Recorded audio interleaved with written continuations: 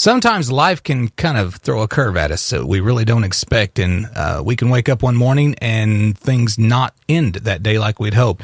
That such circumstance happened to a family in our community recently. We are talking today in the studio with Judge Larry Winfrey and his wife Sharon, and his daughter Kelsey's here with us today too. Guys, thank you so much for stopping by and visiting with us this morning. Thanks for having us. Larry, I'll tell you what, you guys, your family has been through a tremendous ordeal in the last several months. And for those who haven't heard, why don't you take them back through the story of what happened? You were sitting in court one day, and actually it kind of started the night before, but it happened, what everybody pretty much knows about. You were sitting in court one day and got pretty sick. Why don't you tell folks what happened? I was feeling fine. We had, it was the week before Christmas, and we had our office Christmas party scheduled for that day, so I had a light docket, and I'm calling cases and taking them up, and I start to feel my chest is getting tight. Not really any pain, but it's just tight. And then I notice my peripheral vision is starting to blur, and I'm starting to have problems focusing on what the attorneys are telling me, which is never good for a judge. No, that's not a good thing. And so I slipped a note to my clerk, who's been my clerk for since I became a judge 12 years ago, and that I'm starting to have some problems focusing and having some chest issues. And she immediately asked, "Do we need to go to the hospital?" And I said, "No, I think I can get through the rest of the cases. I can be stubborn." And I never call in sick, and I've been on the bench when I've been sick as a mule and green as a gourd, and I try to get through it. I think it's important that the people have their cases moved, and since it was just a scheduling docket, no major decisions were being made that day. But it got to the point where I just stood up and walked out of the courtroom and called my primary care physician, explained the symptoms that I was having, and he instructed me to get there immediately. And so I texted my wife, Sharon, and Carla, my clerk, drove me to the doctor's office. Now, from there began a very, strenuous string of events over the next couple of days. You got to the hospital, and they weren't really sure what was wrong. What happened? Well, we was at the doctor's office, and he was hooking me up to an EKG, and I was starting to have, I called them shakes, they called them tremors, but they were really getting severe. And when I tried to set up, my eyes rolled back, and the doctor said, "We need to call an ambulance, we need to get him to the emergency room." And that got my attention. My family might classify me as being tight. I prefer fiscally responsible. I call it thrifty. Yes. And you have to be aware, at where the clinic is, it's attached to the hospital. So it's basically the same building, and I'm thinking an ambulance to drive around to get me to drive me right back around the building, that doesn't make much sense. And Sharon says, "You guys are making him worse. Is there a way we can do this without an ambulance?" And so they put me in a wheelchair and put me on oxygen and wheel me over to the emergency room. Things are deteriorating pretty quickly. I get into the emergency room. They get me on the table, and I am earthquake mode, shaking. It's really bad. The doctor has my face in her hands, and she's trying to talk to me, to ask questions about who I am and what's going on. I'm having problems breathing. I start hearing her yell instructions. The nurses are yelling instructions. Things are happening very quickly. Then all of a sudden, nothing. I stopped breathing. Everything was black, and I remember thinking, "Oh my gosh, I just died. I'm dead." And that really scared me. I thought, I'm not ready to die. And I immediately thought of my family, my kids, the things they're involved in. There's so many things that I still want to experience with them. I don't want to die. I always look forward to heaven, just not yet. And it was, I was also kind of in shock that I can't believe this just happened to me. The Friday before all this happened, I'm a runner. I ran a 5K, had a really good time. I work out a lot. Not in the absolute best shape, but pretty good shape for a 47-year-old. And I'm just amazed that this is happening to me, and it's just and it happened so quickly. Yeah.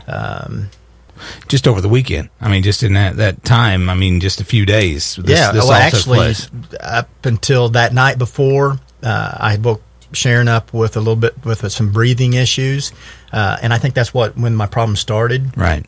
But I woke up the next day, felt fine, went to work, and then boom. I had no idea that when I called my doctor and going to my doctor, that would end up happening. Right.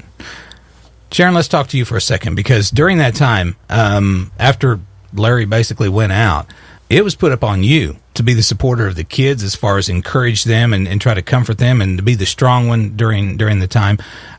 You had an amazing, or I guess Larry had an amazing emergency room doctor, didn't he? Yes, Dr. Clay was amazing. In fact, she was trying to get him to answer questions because I was doing the paperwork thing, and by the time I got to the emergency room, he was shaking really, really bad, and I was talking to him, trying to get him to focus on me, and she even said, keep talking, it's helping, he's coming out of it. And then he was asking me symptoms and stuff, and I said, well, today the main thing is neck. And I said, and you can see something on it. And she looked and she saw where it was all swollen and a knot on there. And she said, we don't have what we need here to take care of this. I want to call the helicopter. Is that all right? And I said, yes. So she stepped out, and when she came back, he was out by then. Mm-hmm. And just quickly, everybody there was all over everything quickly. And when the helicopter got there, they loaded him up, and she asked if she could pray over him and the helicopter ride and the doctors in Springfield. And so the nurses, the driver of the helicopter, the pilot, and everybody, we all got in a circle and prayed. And it was very touching, something I needed, and from that moment on, I think there was prayers going up. I know there was. I don't think. Everybody was praying. I mean, word got out.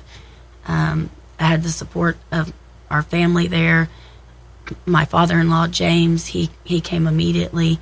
He started calling to get the kids and let everybody know. It was just, everybody stepped up and was part of it. Now, through the next couple of days, he was basically out, and they were trying to just keep him stable and stuff like that while they were trying to figure out what went wrong.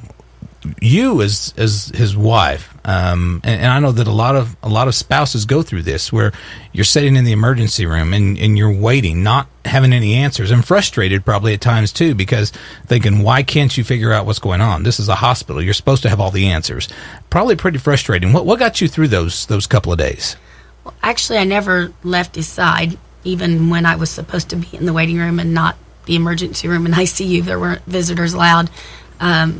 I stayed right beside him, and I did a lot of praying and used social media to reach people, texting, email, Facebook, Twitter, to let people know to keep praying and how he was doing and things that they could be praying for, and for my support to know what to do and how to handle everything. We had the kids were there. They missed school, missed sporting things, came up. A coach from their Jolie Barber, Kyle Rhodes, and Coach Starnes came up. They got the whole waiting room in a circle and prayed that first night, that Wednesday night. A very moving prayer. I understand. I was beside Larry, but now this isn't the first tragedy that, as far as I wouldn't say tragedy, but the first real battle that you guys have had with a family member. Larry, you guys dealt with your son. He went through some issues too, didn't he? Luke went through a lot of issues, and if you ask him, he would tell you that the devil has really been dealing with the Winfrey family and testing us this past year. But starting in actually December of 2013, he had played football. He fractured his tailbone. A cyst developed on it. He waited until after the football season. The decision was made to wait until after football season to have it treated. He had surgery on it. Then he tried to make a comeback and tore his labrum in his arm and had to have surgery on it, which on the right arm, which for a quarterback and a pitcher, that's big. Yeah, that's bad. And so he was going to lose the whole baseball season. And then the cyst just kept coming back, and he ended up with 5 surgeries on the cyst, and then they had the 1 surgery on his shoulder. And it was, the cruel thing was, every time he would be about to make that comeback, the cyst would reappear, and we'd have to have another surgery and more extensive surgery.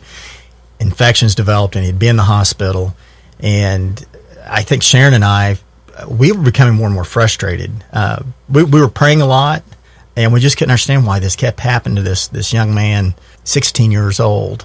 But the amazing thing was Luke's relationship with God got stronger through all of it. Mm-hmm. And I'll never remember in May, he's been through 4 surgeries on the cyst and the 1 surgery on his labrum. And the doctors tell us everything looks good. We're going to clear him. He's going to be able to get back playing football, get back athletically. Everything will return to normal. And that doctor was gone on vacation, and a different doctor saw him. And I get a call at work that says you need to contact the doctor immediately. And so Sharon and I go down, and the surgeon comes out and says, I've looked at him, and this cyst is still there, and it's rather large, and I want to operate on him tomorrow. I was just devastated. I said, how could we go through this again? Luke, very positive, smiling, and he said, Dad, God's got this. It's okay. From the mouths of babes. Yes. 16-year-old babes. Yes. And he has an incredible testimony to about his relationship with God and how he got stronger through that. And so we dealt with all of that, and he was able to return to the football field, and now he's back to playing baseball, and he is still, his faith is very strong. So the family going through all of that, now you're laying in the hospital room in ICU, and you don't know. I mean, the family don't know what's going on and stuff. Let's fast forward just a little bit. What the doctors ultimately find out? I know that in Springfield, mm-hmm. they tried to find out what was wrong, really mm-hmm. never could understand, sent you home after, what'd you say? 8 days in the hospital. 8 days in the hospital. Mm-hmm. And then I'd seen several specialists after that. And a lot of them just said, we don't know what's wrong with you. You look fine. I mean... to get to the actual diagnosis, I went to the Mayo Clinic and was at the Mayo Clinic in Minnesota for 10 days. And they diagnosed me fairly quickly with the problem that I had was a pulmonary embolism. Mm-hmm. I had blood clots. I had blood clot in my lung. And when I was in the hospital in Springfield, they'd found blood clots in both my calves and each of my arms. And so they diagnosed that I had a pulmonary embolism, and the pulmonary embolism, sometimes when your major organs are stressed through disease or a blood clot, your body reacts, and one of the ways your body reacts to it is having tremors. Right. And those oftentimes look like seizure-like symptoms, but they're not, because they're not neurological. And they diagnosed that fairly quickly, but they said at my age, there's really 2 causes for the blood clots that severe. One is cancer, and the other is genetics. And so they started running test after test to try to determine what was causing mine. That was a trying time too, and Sharon was with me the whole time at Mayo, and we spent a lot of time in prayer. We were worried about the C word. We were worried about cancer. And then it turned out it was a genetic blood disorder known as factor V Leiden. And the good thing about that is I can get back to a fairly normal lifestyle. I can get back to exercising. I'm taking blood thinners, and it can be regulated. The bad thing is I'll have it the rest of my life. And so blood clots is going to constantly be a concern. Which, for what you had, very few people survived that. God had his hand on you through the whole thing. I mean, here you went all this time, over a month, wasn't it, before they actually diagnosed you with that? That's right. It was almost 2 months. And I will tell you, I would not be sitting here today but for the power of prayer. God is a great choreographer. Mm-hmm. Everything fits according to his plan. He knew what he was doing. He wanted to get my attention. He got it. It's just really amazing. Larry, one of the things that really you said helped get you through this time with your faith and stuff was a cross that someone had given you. During the time I was in the hospital, actually while I was in the ICU, the day that I had come to, and they removed the intubation, I had a lot of friends and family coming in, a lot of prayers. But Mike and Marie Gillen gave me a cross, and it's a special cross that's made to fit in the palm of your hand. And so it just fits naturally in your hand, and you hold it. I leaned on that, and so when things would start getting rough, I would just hold on to it and squeeze that cross, and it never left my hand. I slept with it during the day. I was constantly holding on to it, and I could just feel that connection with God, knowing that it was there, and knowing that, and it was just a reminder. It was just an item that I could hold on to.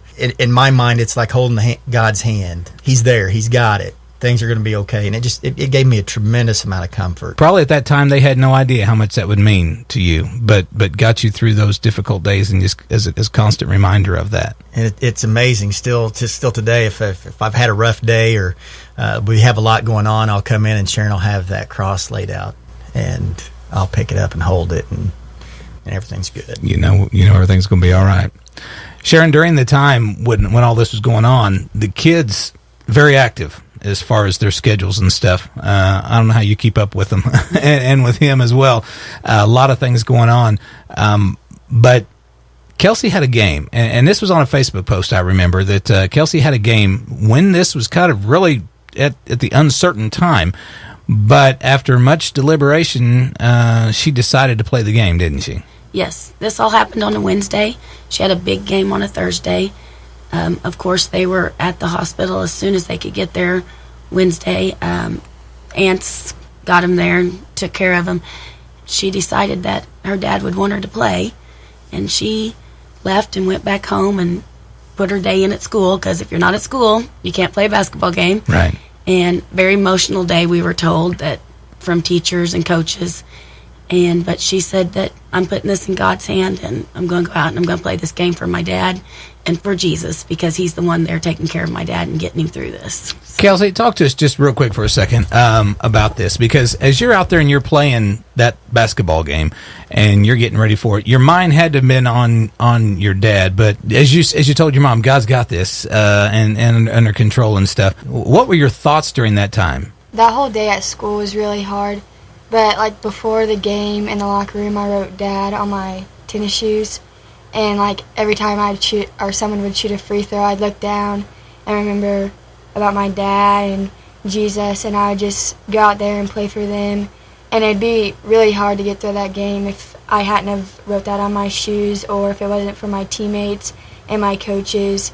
It was really, that game really like changed our mindset. It brought us close together, and everything just happened for a reason.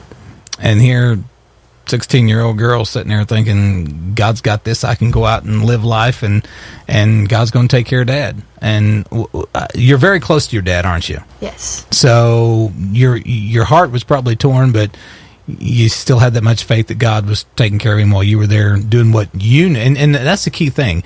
You knew that that's what your dad wanted you to do, wasn't it? Yes. So, and what happened at the game? We won. Yeah, you won, which was an exciting thing. Mm-hmm. You might tell them too. We sometimes in this world we worry about the type of world we're living in and the moral decay in society. But the thing that's come out through this whole event with me is that there's a lot of good people out there. There's a lot of good Christians out there that step up and pray and do things. And I think one of the things Kelsey experienced, Kelsey, you might tell them, what did the opposing teams do?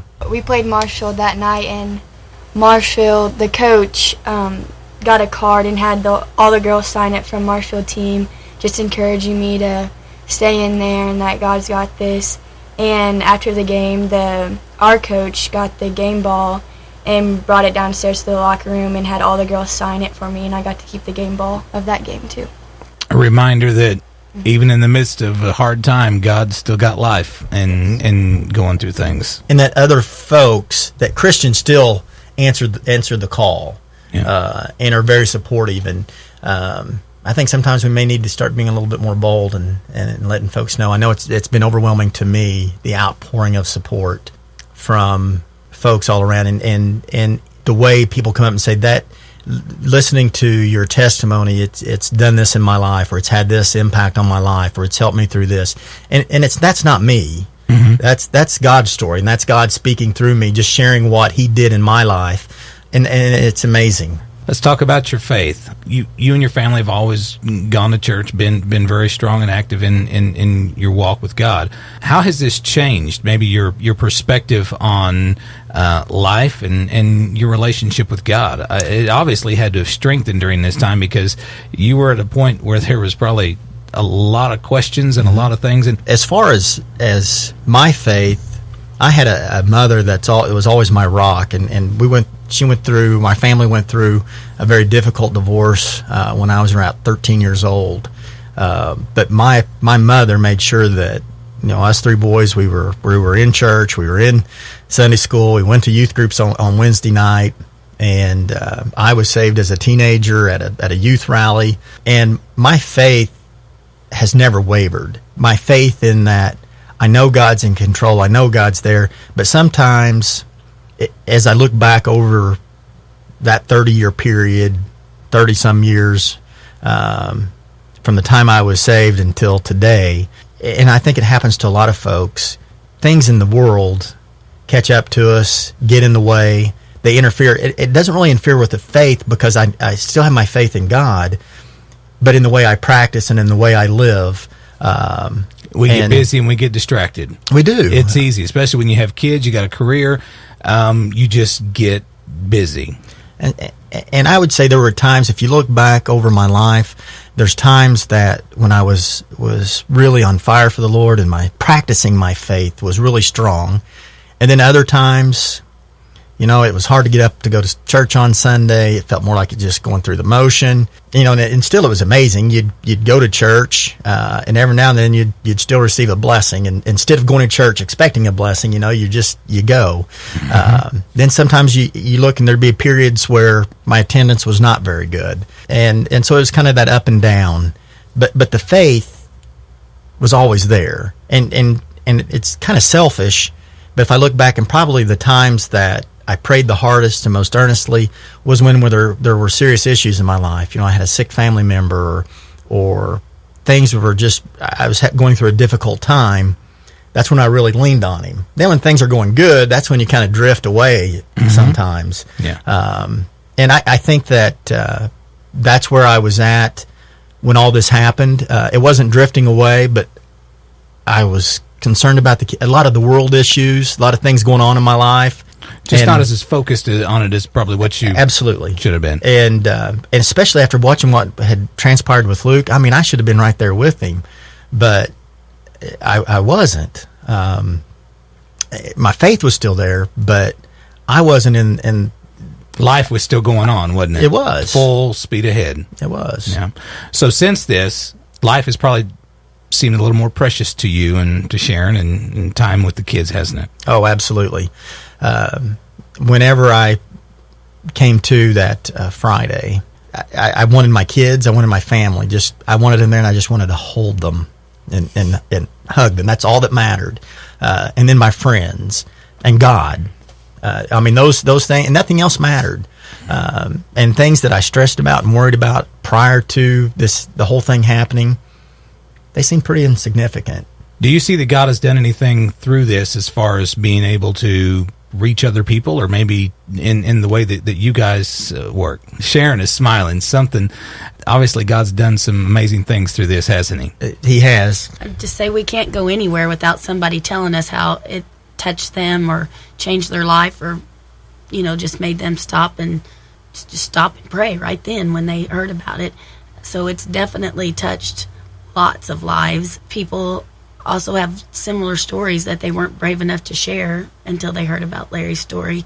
And I think that's something too, because they thought people would think they were crazy or Christian freak, I don't know. Mm-hmm. Then they wouldn't even share things that had happened to them because they were worried. But they're not scared because Larry shared his story.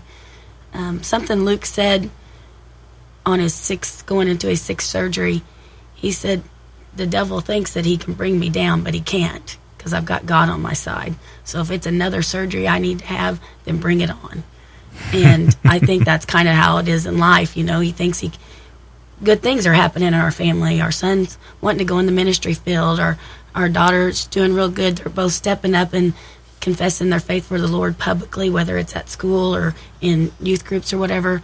And I think that's why things happen to you, because the devil, if he can get a Christian, then he's gotten a lot better soul than someone who's not a Christian. Right. And as parents, that's got to make you guys feel proud to know that your kids have chosen that path. And they're probably not perfect kids, like we're not perfect adults. We all have times when we stumble or we make decisions that probably aren't the best in what we ought to do. But for kids that are 16 years old and 17, 18 years old, God is really blessing your home. And that's a true testament to what you've poured into them, but also just them allowing God to come in and do what they want to too. I really feel that, to me, it seems like we're getting the blessing from the kids instead of, the other way around. They've been such an inspiration to me, how they've dealt with things and just seeing how God's working in their lives, but mainly just how they're not bashful about sharing that. And about ministering to others. That's pretty remarkable, especially in this day and time, I think. Yeah. Sharon, do you want to say anything to all those folks out there that were praying for you? And like I said, everywhere we go, we meet somebody else that they'll just, a stranger that'll walk up and say they were praying for us. Not just, they'll say they're praying for Larry, but then I always get the wife that'll come up and give me a hug and said, and I was praying for you, because I know what it's like for the wife to be sitting there. And that is what got us through and what is still getting us through, because it's still a struggle every day. He has to take care of himself and not be stubborn, and things that you're used to doing you can't always do. And of course I want to say thank you, and I want to say continue to pray. And if anything like that ever happens, I hope you'd call on me to be your prayer warrior and help spread the word to get people to pray for you, because that's definitely what will get you through. All right. Sharon, thank you very much. Larry, I want to thank you so much, too. Just, I know that you're a judge. You sit on the bench every day. What a huge responsibility you carry in our community as far as being able to carry the weight of justice. We here at KTTK are very involved as far as keeping folks informed about judges and issues in the courts and things through programs we air, Focus on the Family, as well as Point of View and different other little 60-second programs we do. We're very concerned about the judge makeup in America today, and I just want to say thank you. To have a good Christian man, a godly man that shares his faith openly and sits on the bench. We're glad to have you in Laclede County. I'd love to have you on the Supreme Court. I honestly would, but we need more of that on the Supreme Court for sure. But thank you for serving our community and being in that position that you are, and we just rejoice and praise God that He's brought you to this point in your life. Well, thank you very much. This whole experience has been a very humbling experience, and I've had a lot of people ask me about sharing what happened to me, especially during those 2 days when I was unconscious. And with me, it's never been an issue. And I tell folks, this is God's story. I'm just the vessel. And that's the same thing that I think Dr. Clay, Angela Clay at the ER, after all this happened, I contacted her and I said, I just want to thank you so much for what you did, for getting me, and I think she played a pivotal role in saving my life, in calling for that helicopter as quickly as she did, and for the prayers that she sent up on my behalf. And I thought she said it very poignantly. She said, I didn't do anything. She goes, God did. I'm just the vessel. And that, and she stated that I really don't know how folks can work in an ER and see what I see and not believe in God. She goes, you're not the only miracle I've seen. It happens on a regular basis. And people need to understand that. We go through a lot of trials and tribulations in our life, and sometimes it doesn't seem like our prayers are being answered, but they are. Mm-hmm. But remember, it's according to God's will and not ours. Like I said, oftentimes, and that's what struck me, is that oftentimes my prayers are for selfish issues. Yep. Take care of me, heal me, take care of this problem in my life, and not understanding that it's God's will. God's got a bigger plan. I would have never prayed that all this thing that happened to us would have happened, but it's been remarkable. And God reveals more and more to me, lessons, more and more lessons to me as time goes on from this incident. It's like an onion, the little layers of the onions, and the veil comes off, and I see another thing, and I'm amazed by the way He works. Thank you very much for sharing your story. We appreciate it, and Sharon, for sharing your heart too. It's been a blessing and hopefully an encouragement to folks as well. And I know that you'd appreciate their prayers as you continue. And we do want to give a quick update. You're running runs again. Yes. In fact, you come to this interview from a 5K run. Yes, I'm all sweaty. I'm not back to running like I did beforehand, but I'm back doing it. And that's a miracle. That in itself is a miracle. And you're running it with your family, which is a great thing, and just to celebrate life and to be able to do that. So thank you very much, and congratulations on your recovery, and we'll just continue to pray that God continues to use you and your family's story to reach out to people. Thank you very much. Judge Larry Winfrey and his wife Sharon, and just appreciate you so much. Thank you. We also want to let folks know that Luke's testimony, which he gave at his church, First Baptist Church, recently, is on YouTube. We're going to link that to our KTTK Facebook page, as well as you can go back onto our KTTK Facebook page and hear this interview in its entirety with Judge Winfrey and Sharon. So some great resources for you to be able to get on there on KTTK's Facebook page, and you can link to that also from our website at kttkradio.org.